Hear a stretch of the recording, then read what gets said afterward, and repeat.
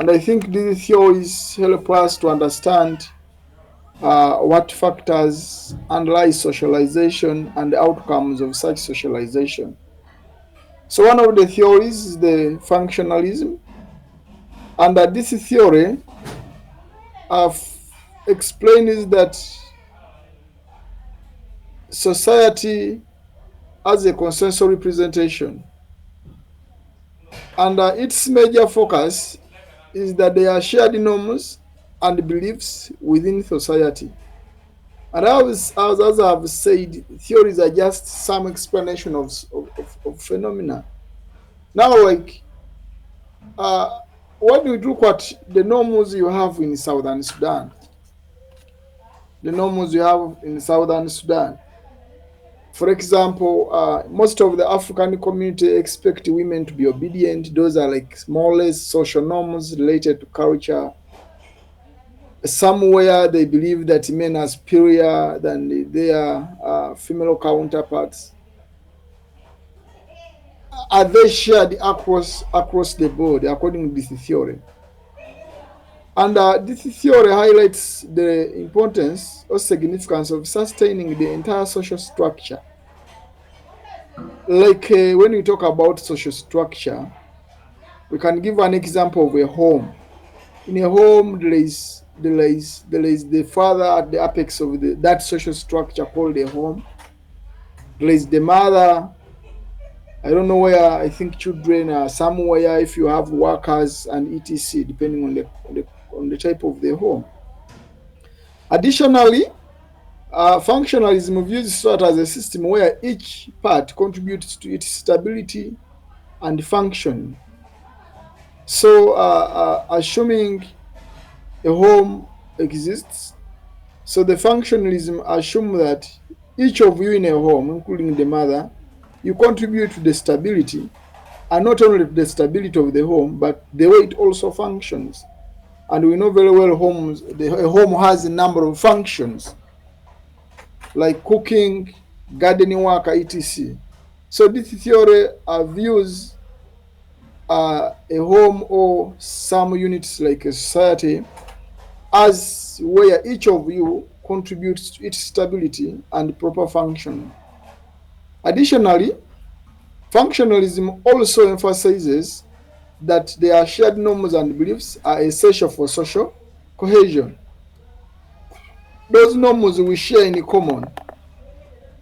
Like, what is interesting to some of you have been moving around, when you get to another society, you feel like some behaviors they are quite you are quite unfamiliar with. But according to this theory, if those behaviors are really shared, or if these norms are really shared and the beliefs are really shared, then they all contribute to that kind of togetherness and cooperation in that community. What the functionalists are referring to as the social cohesion. And then functionalism, maintaining social order to ensure the well-being of the entire society. It believes in having order, and it is responsible for the well-being of the entire society. Apart from functionalism, another theory for our consideration is called the interactionism theory, and it looks at the interaction of human behavior. According to this theory, it presupposes that human behavior is based on the meanings individuals attach to their actions. What do we mean by attaching meaning to someone's actions? Like yesterday, I was in class, and somebody brought something which is very funny. He wondered whether we need to bury human beings in Africa. And for him, he said, for us in our community, we just throw your body there for vultures to eat. If we bury you, where will the vultures get food? So I think for him, is in that class, then people had issues. But to him, the meaning he attached to his action of throwing a dead person is that we don't need you anymore. Okay, so there is a meaning attached to people's action, according to this theory. This theory goes ahead to pose a number of questions about the notion of common sense. For it assumes that there is nothing like a common sense. Its main kind of consideration is like there should be like a questioning, there should be room for criticizing in understanding common sense explanations of social phenomena.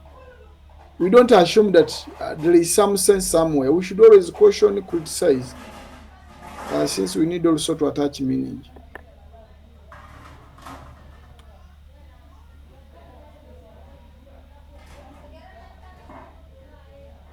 The intellectualism theory emphasizes the person's meaning, and therefore this theory believes that your own actions or human actions are motivated by the meanings that person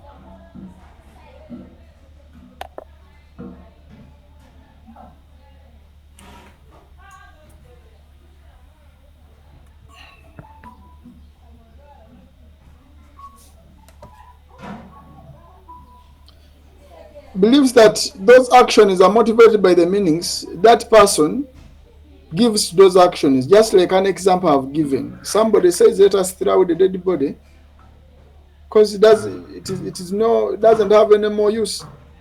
Why don't the vultures get food? So for him, the dead body is useless. That is the meaning is attaching to his action of throwing away the body. Then intellectualism challenges common sense, as I have said, and it instead encourages engaging in a critical thinking, and it tries to challenge the normal ways of understanding people's behaviors. Okay. Another theory which is of importance to our studies will be the Marxism theory, and this theory was written by Karl Marx and colleagues.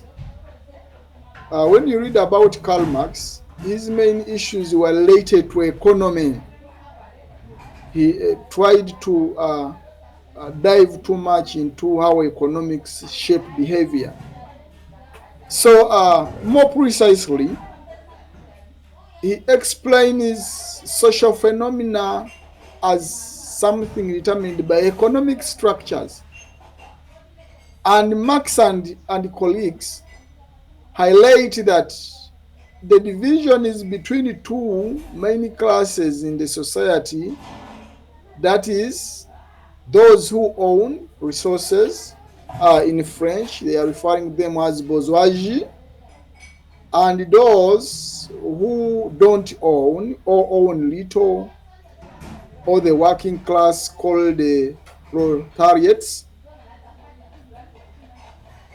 Okay, so Karl Marx appreciates that there is a division. I don't know, because with the theories they were based on what was happening in society. So Karl Marx highlighted this division between those who own the resources and those who are from working class. And to him, this division mentioned above was as a result of economic disparities and the struggle for class.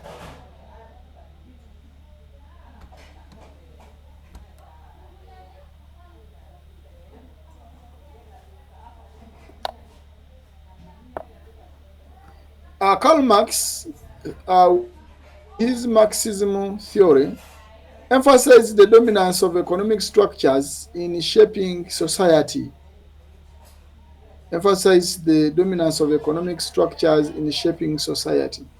We need to explore some of these concepts, like when we talk about economic structures, what are they? The other question you would ask in this line, if you have some money, do you always associate with people whom you have more or less the same amount of money, or you go for other categories? And to Karl Marx, he says people will always be in those structures or stratum. They will always associate with birds of the same feather, always fly together.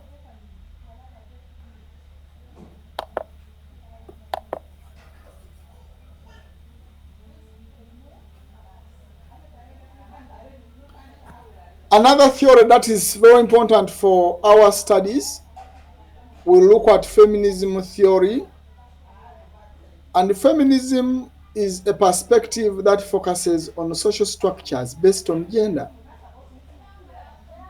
This theory and the proponents challenge the invisibility of gender in traditional sociological analysis.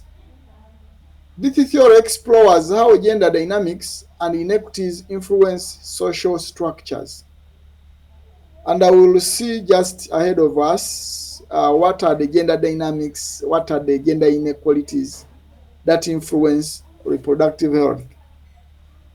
It advocates for gender equality and equations.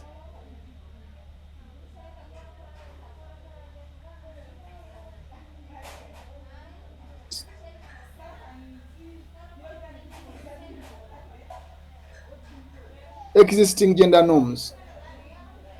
So,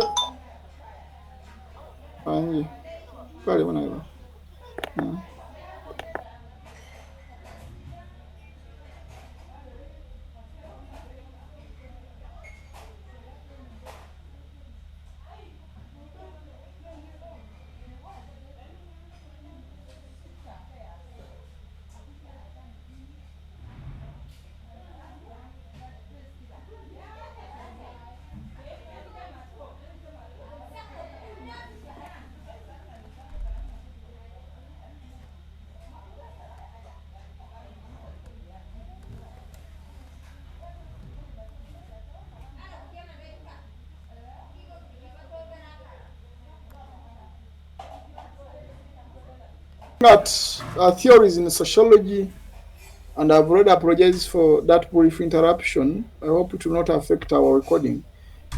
Maybe kindly, Emma, in case I get an interruption, I'll request you to pause the recording, then we proceed so that we have a nice one.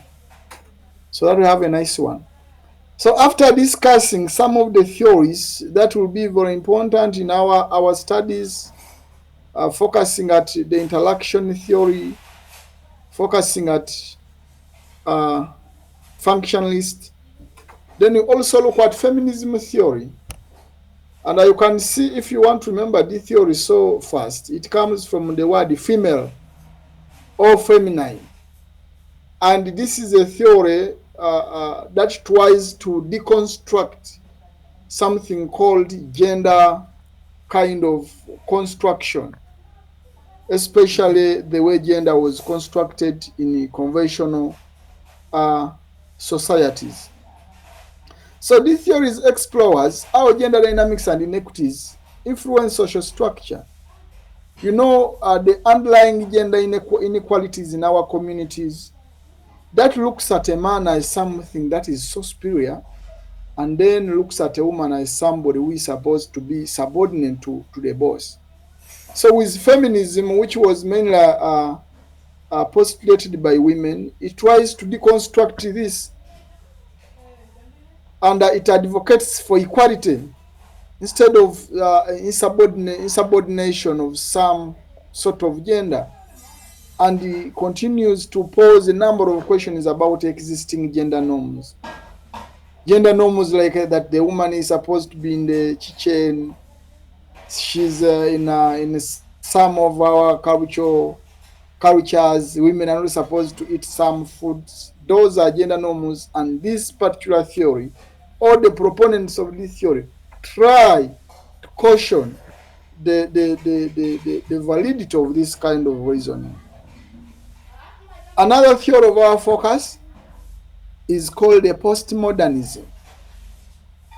Leave alone postmodernism being a sociological theory, but also postmodernism is also a theory of, a lens of scientific investigation that is used in our research. And this postmodernism sociological perspective emphasizes the construction of knowledge and questions traditional certainties. This theory believes that knowledge is just someone's construction or should be constructed. For example,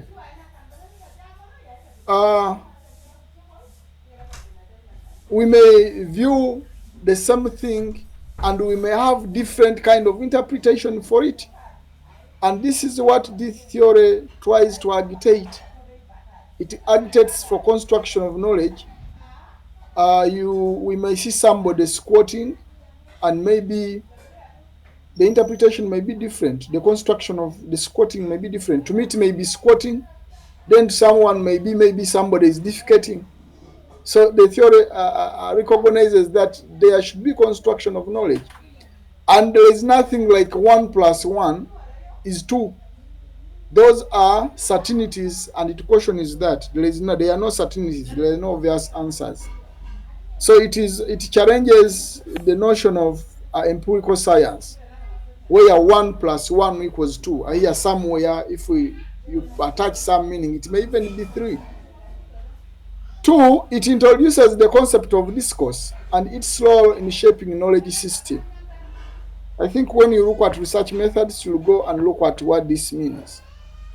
It also challenges the dominance of certain knowledge system, highlighting the subjectivity of knowledge.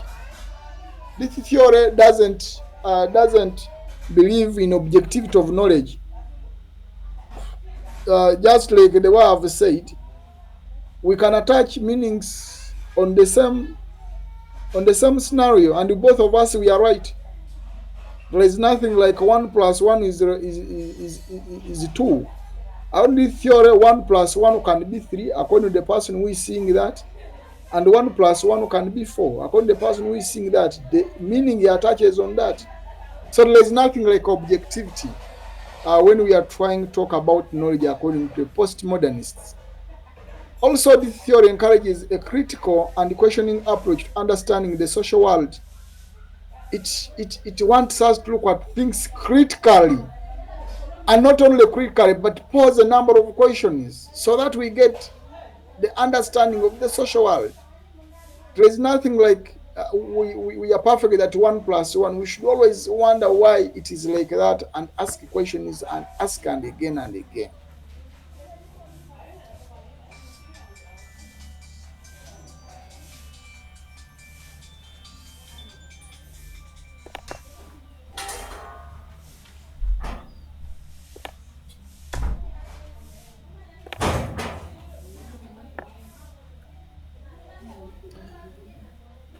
Now we are getting to understanding or application of sociology in the field of reproductive health. For example, at one point in time, you'll be in your presentations, and now we talk about social cultural determinants or determinants of some reproductive health problems or outcomes. So what are they?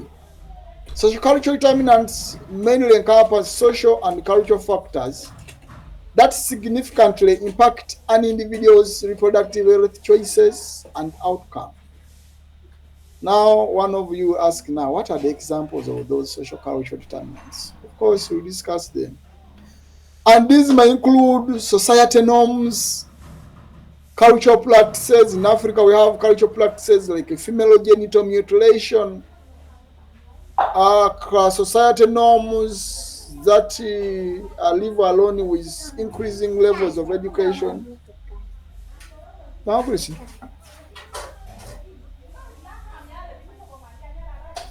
Are these factors like society norms that may be, and how they impact on reproductive health outcomes? What are how do social cultural issues impact reproductive health outcomes? One, they influence reproductive health outcomes.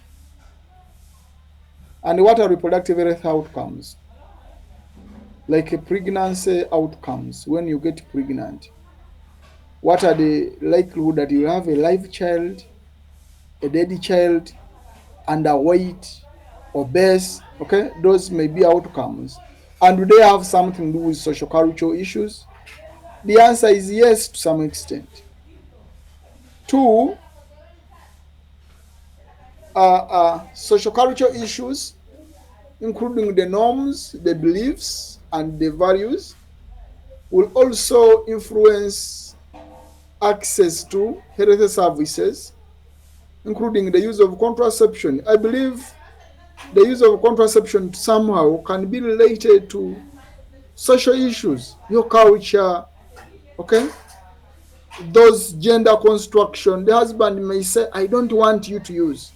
And now this is, but it is a social cultural issue. It is a social cultural issue.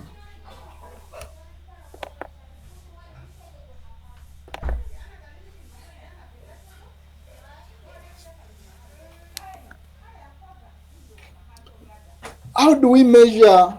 How do we measure the impact of social cultural factors? I know you will do research methods, and in research methods, we look at methods for research, and the way we get information about social cultural issues is not different from the way we get information about other issues. And we can basically talk about surveys or those quantitative methods that seek to get numbers, how many, or qualitative research. And qualitative research mainly seeks to get deep information, okay, and answering the questions of why, how, okay. So it is qualitative research that always digs deeper, understanding like the gender kind of interaction, how the husband relates to the wife. If we wanted to investigate gender-based violence or intimate partner violence, you may understand how does it arise. And then we may also do some demographic analysis to understand its impact on reproductive health indicators. And I think with our research methods, you will have a lot of information about how these methods helps us to understand the complex interplay between those social cultural factors and reproductive health outcomes. When we talk about reproductive health, of course, there are so many issues when we talk about reproductive health issues or outcomes. You can talk about issues like antenatal care attendance. You can talk about birth outcome. I've mentioned that. You can talk about use of contraception. You can talk about use of condoms. You can talk about the number of children someone will decide to give birth to. There are so many issues in the area of reproductive health, all call them reproductive health outcomes. Examples of social cultural determinants, just as I mentioned, cultural preference for large families. You may find that the notion of large families is mainly an issue of developing countries, especially in Africa, and partly due to our cultures. This may not be the case with the Western world. For us, we have a tendency of having 5 children, 6, due to cultural issues. They want dowry. Dowry is a cultural issue. And in our Western world, chances are you may even find a couple having 1 child, and that is what they want.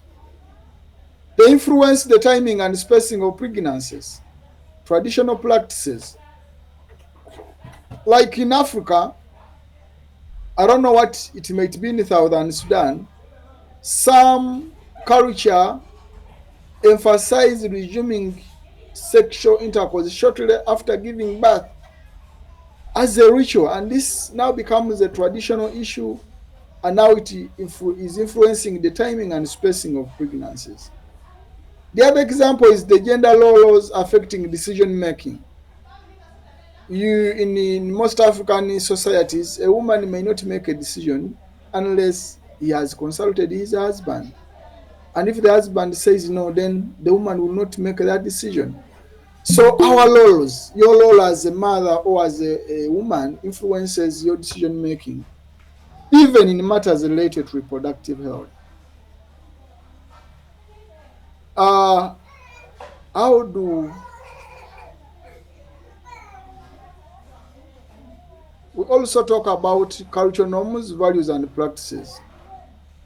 These ones, as I've said, they shape the choices and behaviors.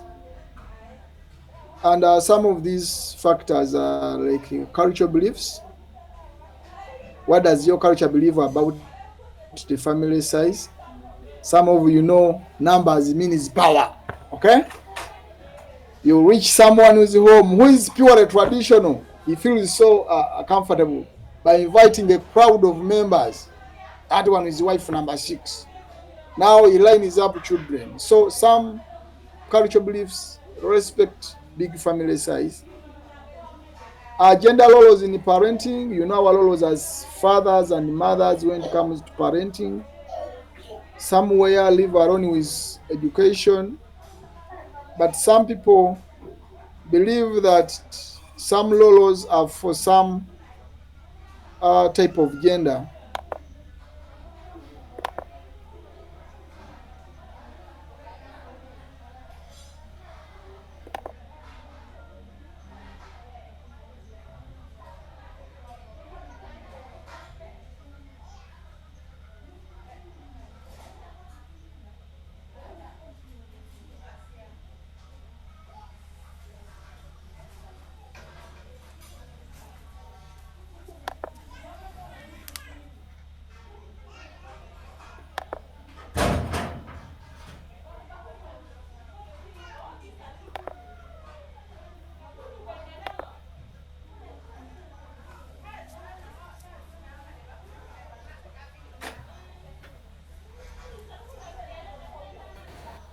What are some of the common cultural barriers? I don't know. Are still people seeing my screen? Yeah, we can see. Yeah. So what are some of the common cultural barriers that affect the field of reproductive health? One, stigma surrounding contraceptive use. Stigma may be on its own, but to some extent it may be as a result of cultural issues. Okay. Two, cultural expectation is regarding childbearing. I talked about big numbers. A man with so many children is recognized as a really strong man. So, culture expectation is traditional culture expectation is that a real man should have a big family.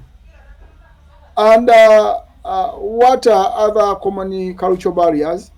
Lack of awareness about modern contraceptive methods.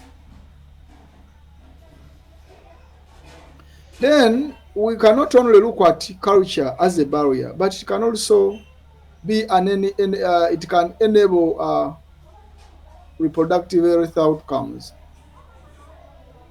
One, when you have supportive community networks for maternal health, you know very well we operate within communities. They may not be opposed, at times they are supportive. We also appreciate that some cultures, all cultures, accept some contraceptive methods. Like I think if you preach the gospel of using condoms in communities among men, it may be acceptable. Uh, some of them may not. For instance, if you preach the gospel of vasectomy, that your tubes that transmit the semen should be cut so that you are not able to produce, it may not be tolerated because of culture. Somebody will wonder, now they want to castrate you. So at times some cultural attributes provide a fertile ground for positive reproductive health outcomes. Some rituals and traditions that promote reproductive health. Of course, in culture, we have some of the rituals that promote reproductive health. Maybe you may need to share with me examples. Uh, for example, there are some cultures in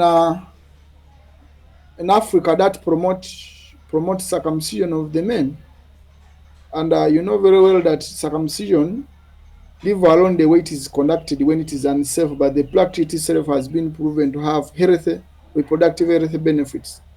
So such rituals like circumcision of the men I've said, of course, with that kind of reservation of the unsafe way it is conducted, but the practice itself has desirable outcomes.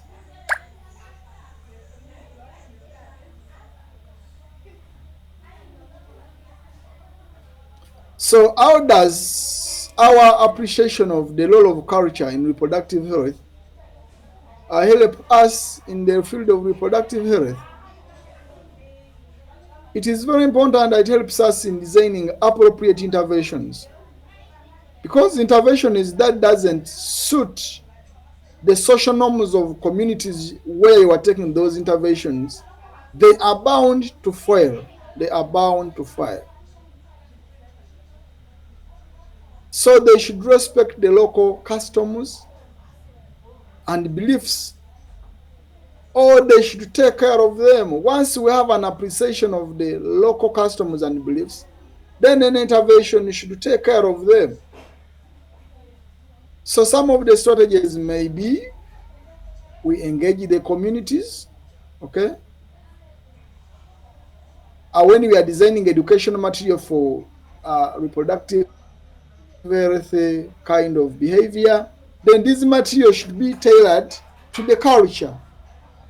This material should be tailored to culture. They should be designed in a way that help somebody who is really attached to his culture to somehow appreciate. And then somehow we can involve the community leaders, including the cultural leaders themselves. We can engage them on matters of reproductive health.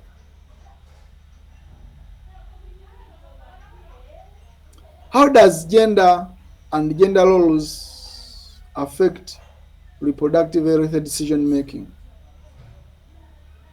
One, it exerts a significant influence on reproductive decision making at various levels, whether at individual level, you as an individual, interpersonal level, you and your spouse, that is interpersonal, and society level in your communities. At individual, how does your being a man affect the way you make choices related to your reproductive health? How does your being a man affect the number of sexual partners you have? Those are reproductive choices. Affect the number of children you have? Those are choices we're talking about. And at personal level, the concept of power relationships comes in. I've talked about that social construction in a family that looks at a man as somebody who is at the top, and in the traditional social norms in Africa, the woman is supposed to be subordinated. Is supposed, though the deconstruction is ongoing with some other factors in place, including very favorable legal regimes, and as women get more education, some of these social kind of stereotyping and stratification are demystified. Then the society allocates responsibilities related to reproduction. How does it do that? And we know how our societies look at those roles when it comes to production.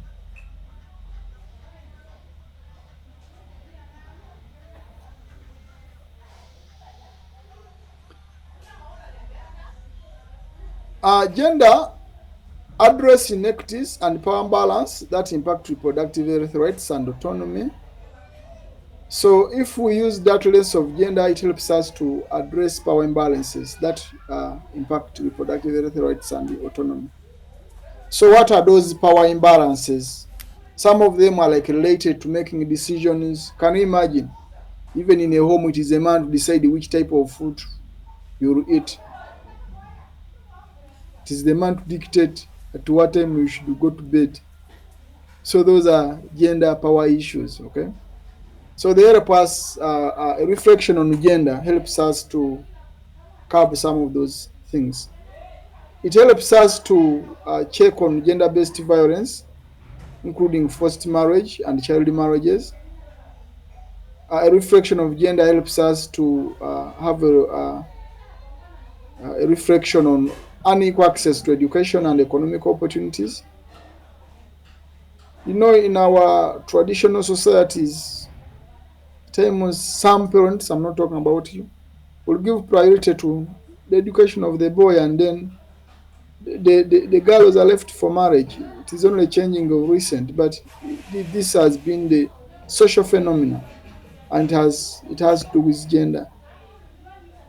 And also helps us to reflect on limited decision making and power regarding reproductive choices, which are already expounded on.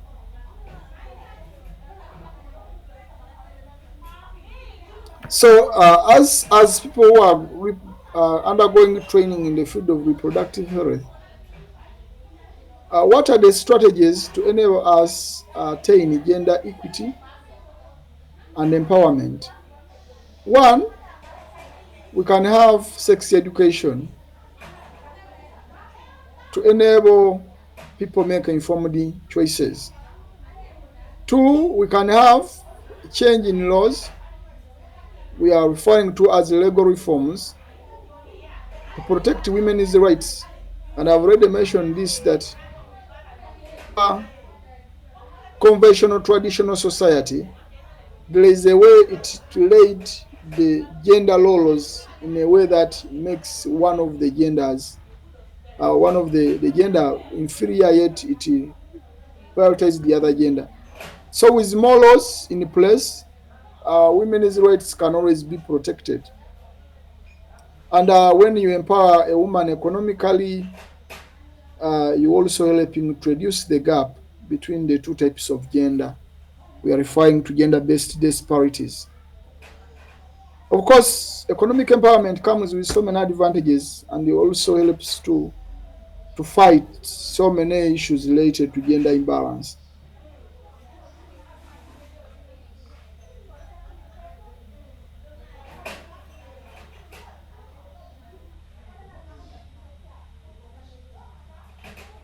What is the role of social determinants? And when we talk about social determinants, what are they? Uh, Issues like education. I know income may be interpreted as an economic determinant. Occupation is a social issue. Somebody's race. Some of you are in Juba, you may not appreciate how race may determine our access to reproductive health. But when you go to countries where we have so many races, like in South Africa, you find that the issue of race is really very significant in accessing services. Your ethnicity, you know, how ethnicity affects our access to services. At times, even what we call ethnic minority, they have limited say, they have limited voice. Geography, where somebody is located, all these affect access to services and therefore our reproductive health outcomes. For instance, how do these social issues affect uh, uh, uh, uh, disparities in access to health? One, lower income populations may face barriers to quality health care, and that is self-explanatory. You know, in Africa, we don't have, most of the countries don't have universal health insurance, and therefore access to health care is a function of how good your pocket is. So the moment you are a person with low income, then the likelihood of accessing quality health care is also quite questionable. Issues to do with the race, just as I've mentioned, the racial minorities, ethnic minorities may experience disparities in maternal and child health. At times, programs, the way they don't work rationally, they don't work in a normal way. At times they work in a ad hoc manner. Like when you make a lot of noise, they build a health facility. So what about these other disadvantaged groups who can't make too much noise? And this is where how the problem arises. Geographical disparities can also impact access to family planning services, especially when we talk about hard to reach areas as compared those who are located near cities. These are issues that will really pose disparities in access to services and therefore affecting reproductive health indicators, especially those I mentioned. As reproductive health people who also appreciate the role of sociology, the role of socialization, the role of social structures, then the role of studying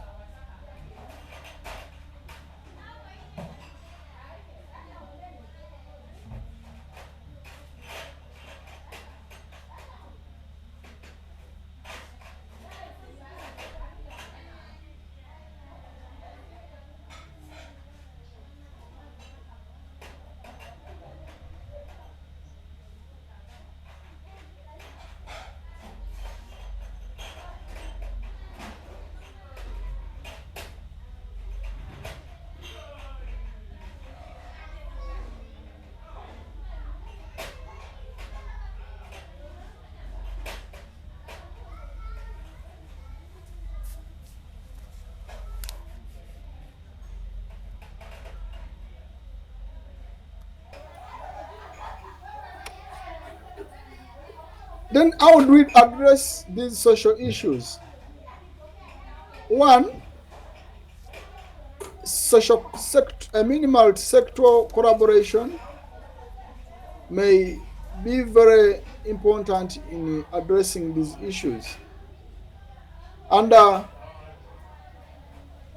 social issues are cross-cutting.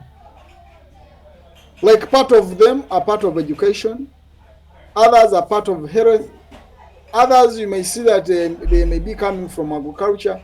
So when you bring a number of sectors, we are calling multi-sectoral collaboration to address some of these social issues. Evidence has proved that you may be effective. For example, if you there are some programs here in Uganda where multi sectors or a number of sectors come together to address the same problem. Uh, like in Uganda, there is a project that distributes trees. So trees means you have to bring the those of environment on board. Then that project also encourages the vulnerable groups, the poor, the women to engage in community work, to dig in those trees, and they pay them some money. So it brings an issue of money, economics. Then after paying them some money, the same project encourages them to save. So you bring in the issue of savings, okay, and banks. So you find that at times a multi-sector approach is very important in handling some complicated problems, even with minimal resources. Additionally, we can address disparities that may be perpetuated by social aspects through advocacy. And advocacy is mainly to appeal to those in power to design policies that enable quality services that get to the population, and also policies that promote income inequality and income equality and overcome income inequality. Some of them can be based in the communities to improve access to health care, especially in underserved areas. And I think some courses that you will do will try to explore a number of community-based programs that are really key in improving access to healthcare services in underserved areas.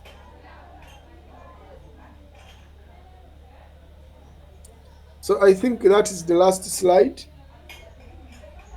And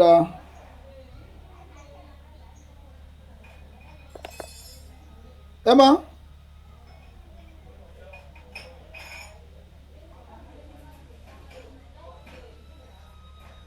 yes, Emmanuel.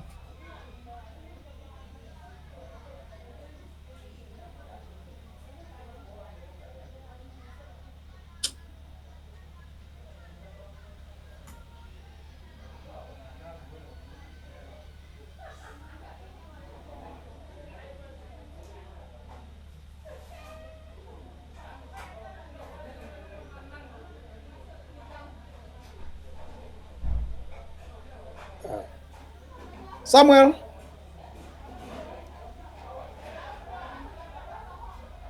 yes, Samuel.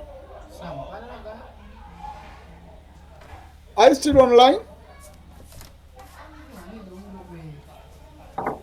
Yes, Are you still online? Yes. you are talking to me or someone, Manuel? Yeah, still. Samuel, Samuel. Yeah, still. Oh, So, Samuel, can we proceed? Yes, we can proceed. Okay. Is there any comment up to that point from members? Apai, John, Stephen, Dina, Mal, Florence,